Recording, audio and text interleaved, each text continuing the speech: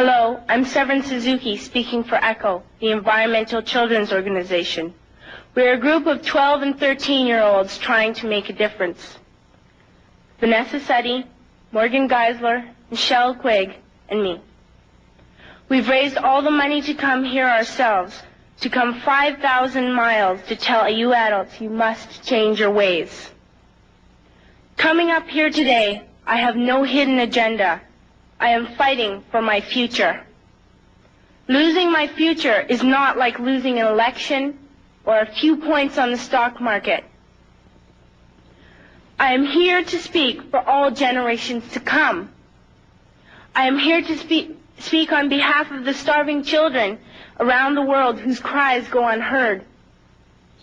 I am here to speak for the countless animals dying across this planet because they have nowhere left to go. I am afraid to go out in the sun now because of the holes in our ozone. I am afraid to breathe the air because I don't know what chemicals are in it. I used to go fishing in Vancouver, my home, with my dad, until just a few years ago we found the fish full of cancers. And now we hear of animals and plants going extinct every day, vanishing forever. In my life, I have dreamt of seeing the great herds of wild animals, jungles and rainforests full of birds and butterflies. But now I wonder if they will even exist for my children to see. Did you have to worry of these things when you were my age? All this is happening before our eyes, and yet we act as if we have all the time we want and all the solutions. I'm only a child, and I don't have all the solutions. But I want you to realize, neither do you. You don't know how to fix the holes in our ozone layer. You don't know how to bring the salmon back up in a dead stream. You don't know how to bring back an animal now extinct. And you can't bring back the forest that once grew where there is now a desert. If you don't know how to fix it, please stop breaking it. Here, you may be delegates of your government, business people, organizers, reporters, or politicians, but really, your mothers and fathers, sisters and brothers, aunts and uncles, and all of you are someone's child. I'm only a child, yet I know we are all part of a family. 5 billion strong. In fact, 30 million species strong.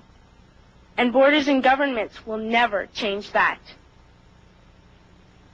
I'm only a child, yet I know we are all in this together and should act as one single world towards one single goal. In my anger, I am not blind, and in my fear, I am not afraid of telling the world how I feel. In my country, we make so much waste. We buy and throw away, buy and throw away, buy and throw away, and yet northern countries will not share with the needy. Even when we have more than enough, we are afraid to share. We are afraid to let go of some of our wealth. In Canada, we live the privileged life, with plenty of food, water, and shelter. We have watches, bicycles, computers, and television sets. The list could go on for 2 days. 2 days ago, here in Brazil, we were shocked when we spent time with some children living on the streets. This is what one child told us. I wish I was rich. And if I were, I would give all the street children food, clothes, medicines, shelter, and love and affection. If a child on the streets who has nothing is willing to share, why are we who have everything still so greedy? I can't stop thinking that these are children my own age, that it makes a tremendous difference where you are born. That I could be one of those children living in the favelas of Rio. I could be a child starving in Somalia, or a victim of war in the Middle East, or a beggar in India.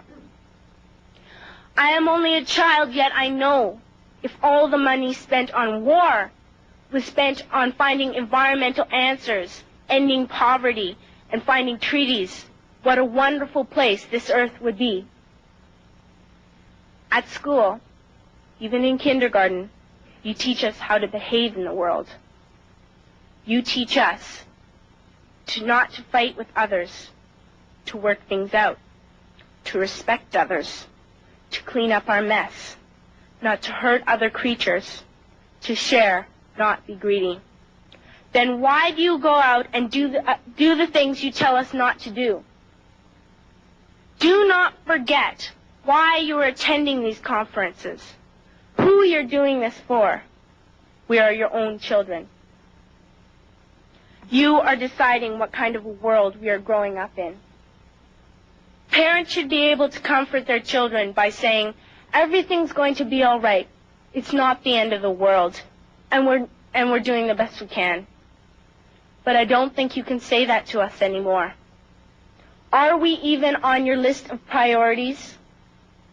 My dad always says, you are what you do, not what you say.